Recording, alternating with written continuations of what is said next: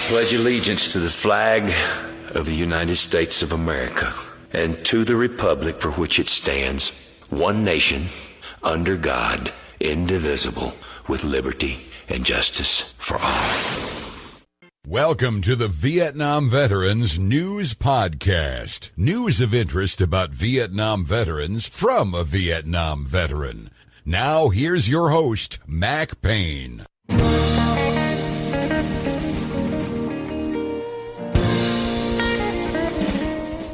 This is Mack Payne here with episode 1776 of the Vietnam Veteran News Podcast, with news about the Vietnam War and the brave veterans who served there, as told to you by yours truly, a Vietnam veteran.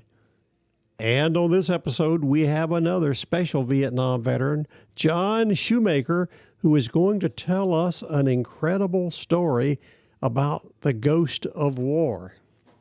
He talks about a rare consequence of war.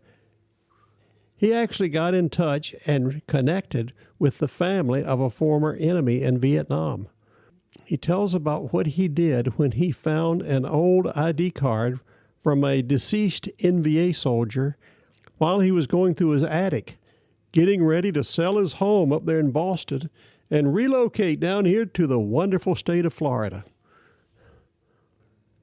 It was an amazing story, and I cannot wait for him to retell the story so that you can hear about one of the most unusual consequences to come out of the Vietnam War. So without any further ado, John, you've got the microphone. Take it away.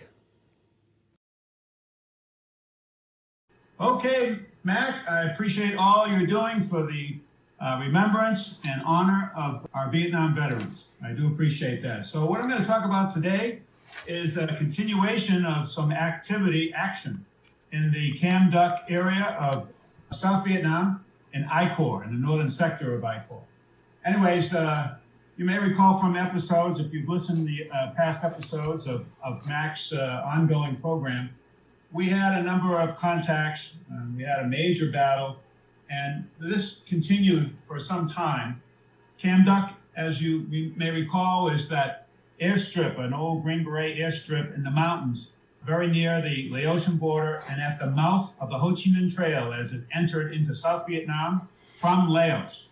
Lots of activity, and actually in 1968, during the Tet Offensive, a few months later, another major battle occurred, a series of battles across over 100 cities in South Vietnam.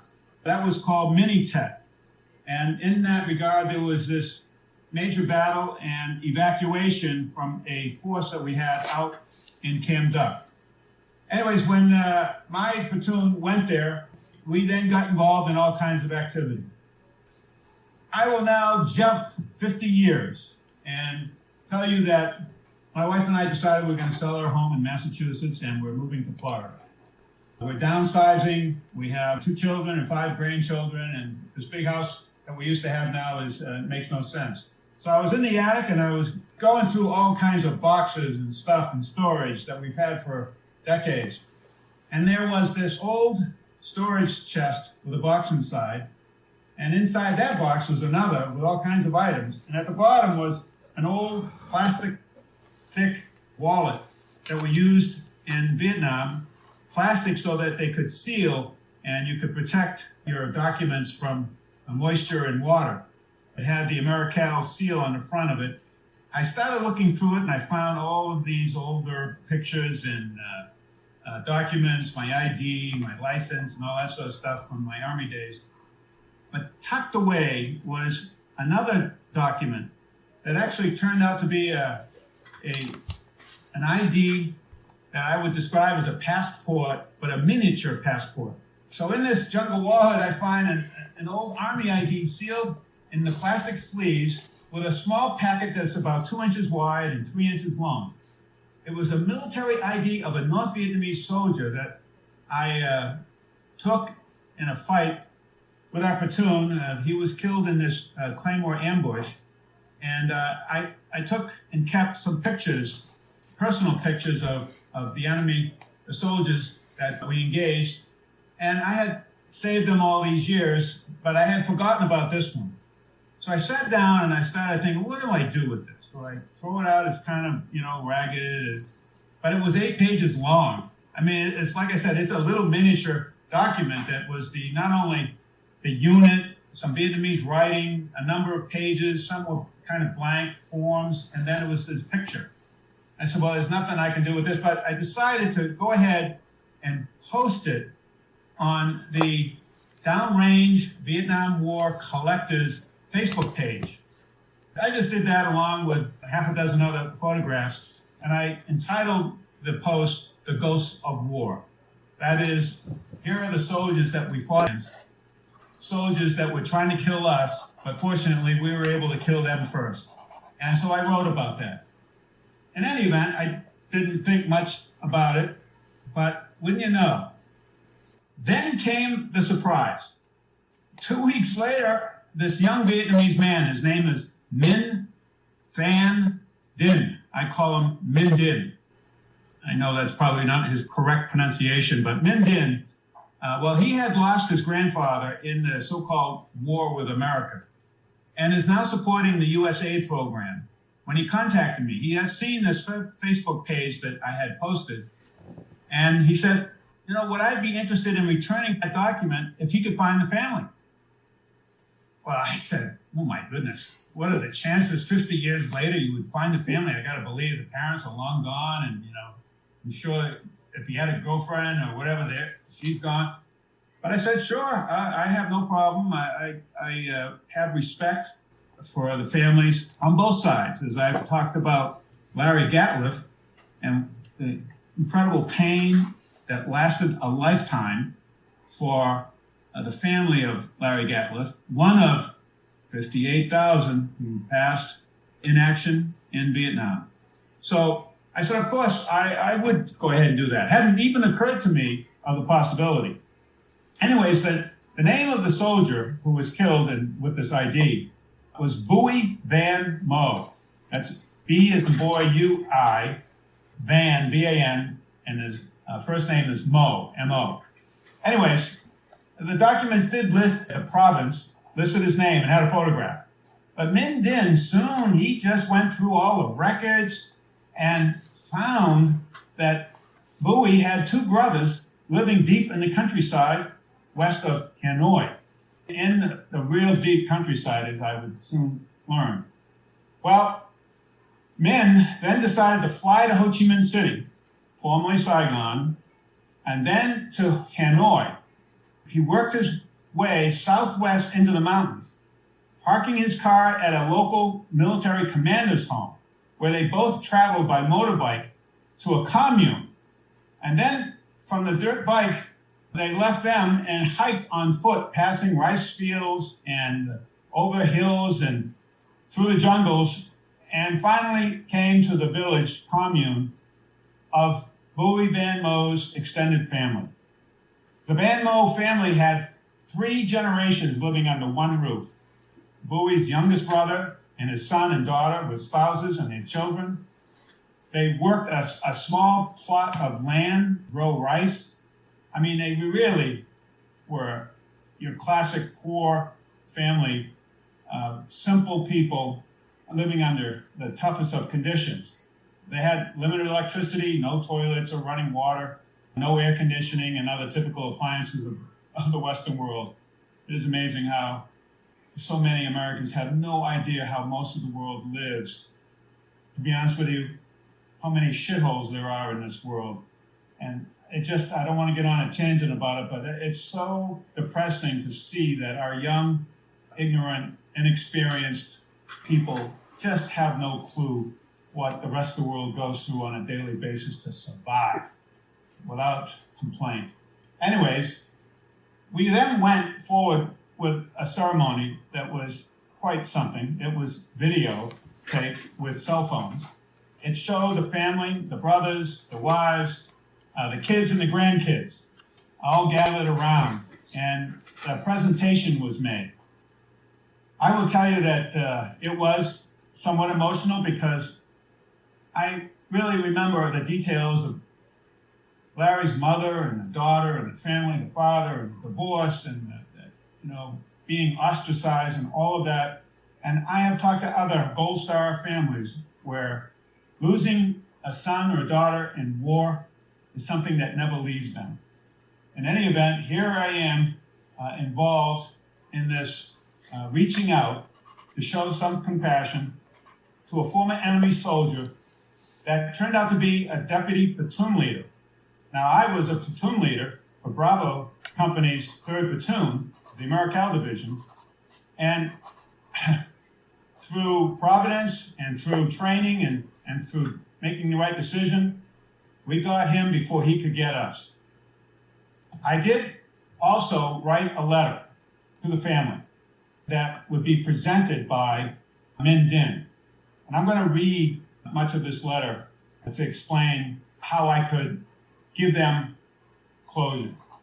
So this is to the family of Bowie Van Lo, and this was read to them by an interpreter, then in English, videotaped by the local commander and by Min Din. I start off by saying I am writing this letter with much respect and kindred feeling to help bring some closure to the memory of Bowie Van Lo. I understand through the efforts of Min Din that you are the remaining family of Bowie Van Lo, and that you would like to receive some small but valuable evidence of his last days during the Vietnam War. I will tell you as best as I can remember, about the combat action on August of 1970, when my American Army unit was part of a major operation to return to the site of Kham Duc after 2 years of a major battle. It was the same unit that came under attack in 1968 during a mini-Tet offensive by the NVA that resulted in a great battle with many lives lost on both sides. Some estimate over 2,000 to 3,000 NVA, actually now updated that up to 5,000 NVA were involved in attacking and overrunning the airstrip that had less than 500 defenders. Fortunately, General Creighton Abrams had decided, along with Westmoreland and with President Johnson, at the start of the Paris peace talks, to evacuate this particular area. Did not want to go through another caisson. So they evacuated, and it took 3 days to evacuate. And during that time, it was really very tough battles going on. In fact, as I recall, there was a Congressional Medal of Honor that was earned by an aviation pilot in the evacuation efforts. Well, I could talk more about that, but you can always look up Kham Duc 1968 and the battle, and you can learn more about it online. As I continue with this letter, I explain my unit, who I was, why I was there. And I said, key to the operation was to secure the old airstrip at Kham Duc. My platoon was chosen to dig in and defend the southern end of the strip. Within a few days, however, I was given orders to take my platoon that included 23 men on a patrol that would last for a few days. We left the south end of the airstrip on August 4th, east down a long slope to a river that was quite wide. We had to use ropes to cross the river and then start up the steep slope on the other side. We followed a trail that looked fairly well used for a short distance, and then I decided to stop and decide this isn't right. So I set up a night defensive position, and I ordered the placement of claymore mines with tripwires on both ends of the trail, with my platoon in the middle, but off to the west side of the trail in the thick vegetation and jungle. I go on to say that we settled down for the night without making noise or digging foxholes. It was very dark. And in a few hours, one of those claymores exploded. Clearly, we felt the NVA were all around us. It was a very scary time. Then another claymore went off. It was just too dark to do anything, but we strained to see any movement. Before light, more explosions and automatic gunfire shocked us as a fierce firefight ensued for half an hour behind my back and across the river. We later learned that 16, between 16 and 18, there's a question mark about that, sappers from the 404, the 404th Battalion, attacked the airstrip with satchel charges, and their intent was to destroy the howitzers, the artillery base our battalion had established. At first, I had no idea what was happening, and I was afraid our small platoon would be overrun by hundreds of NVA. My greatest fear, to be honest with you. I didn't say that in the letter. The sappers came from the north and followed the river southeast on the west side and up the slope to attack the artillery. We waited until light, and we proceeded to find two bodies of the NVA who tripped wires of our claymores. I had my men collect the weapons and documents, and I remember one of those documents were turned over, that once our documents were turned over, I kept a couple of the IDs, and one was of Bowie Van Mo.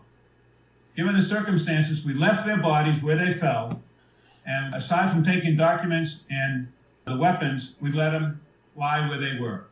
We did engage in fights many times in the coming days and weeks with many NVA. I have described all of this on the enclosed maps where this occurred. I tried to give them a detailed map of where the claymores were located, where the river was, the position on the airstrip of the forces, and so forth. So I go on to say that I also experienced that the NVA generally, but not always, recovered bodies of their fallen soldiers. I just don't know if they actually recovered Bowie's body. I do remember that the bodies were still there when we returned to that area a few days later. I should also say that I put Bowie's ID in my wallet, which I stored with other items in an old box, after I returned to the U.S., and I forgot about it. I'm currently selling my home and have been preparing to move. In checking my belongings, I came across the wallet after all these years. I have my own Army ID and other pictures, and when I found Bowie's, I took pictures of it and posted it on the internet, and I'll say, Minh Dinh saw it and connected us, and as a result, I can write to you about all that happened. All I can say is that I'm very sorry for your loss. So many died on all sides, military and civilian, in what I believe was an awful war. It still astounds me that the North would lose over 1 million men and women, even as South Vietnam and America and other countries would lose hundreds of thousands of men and women. Enclosed is a small item with much importance, the official ID, military ID of Bowie. Please excuse some of the English notes made by me in 1970, by others who tried to translate it as best they could. I thank Minh Dinh for his personal efforts to make this happen. And again, I trust this brings some amount of solace and positive feeling for a soldier who died courageously on the battlefield. I was told there was a belief that Bowie and others were on that path to join in the attack on the airfield artillery. All the sappers, 16 bodies for sure, that were just recovered, believe it or not, just 2 weeks ago. I've been notified, and this is not in the letter, but I was notified just 2 weeks ago that after all these years, they finally found the grave site where a front-end loader dug a large hole and buried, and they have 16 remains. But there was, at the time, I remember it was reported 17 or 18, and as many as 22 were involved in this attack. In any event, I go on to say that 2 American soldiers were killed during the same attack and several were wounded. This is the story of my brief but consequential encounter with Bowie Van Mo. I offer a salute to this brave, honorable soldier who gave everything for his cause. Sincerely and with total respect, John Shoemaker, former lieutenant in the U.S. Army. So there you have it. The consequence of war resulting in an enemy soldier where I kept an ID, and by social media, 50 years later, incredibly, unbelievably, finding that family and then setting it up for a ceremony where the commander presented the North Vietnamese flag, much like we do for our own soldiers, along with the map of the area that I sent, and a letter from me, and also a letter of condolence from the government of Vietnam to the family of Bowie Van Mo. Again, on both sides of a war, no one loses when they die. It is a tragic circumstance, and hopefully we're still all human, and that we can reach out and extend some empathy in the toughest of times. And so, Mack, there you have another episode and another day in a war that stays in my memory as livid and vivid as can be. Thank you, John, very much for sharing with us that incredible and amazing story about a rare consequence of war. How many Vietnam veterans get the opportunity to connect with the family of one of our former enemies in that war? That was an amazing thing.